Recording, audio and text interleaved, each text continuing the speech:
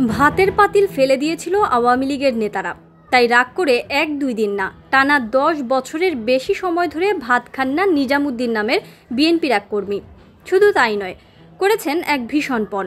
BNP রাষ্ট্র ক্ষমতায় না আসা পর্যন্ত ভাত মুখে তুলবেন না তিনি।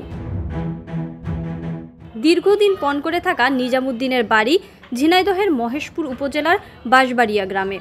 উল্লেখ্য, 2014 সালে বিএনপির প্রতিষ্ঠাতা শহীদ রাষ্ট্রপতি জিয়াউর রহমানের শাহাদাত বার্ষিকীতে রান্না করা খাবার মাটিতে ফেলে নষ্ট করে দিয়েছিল স্থানীয় আওয়ামী লীগের নেতাকর্মীরা।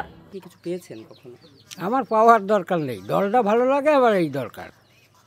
পাওয়ার দরকার নেই, আমার কিছুই দরকার নেই। খুশি তো হবই, আমি যখন দল করি, দলটা ভালো লাগে, আমার খুশি তো আমি হবই।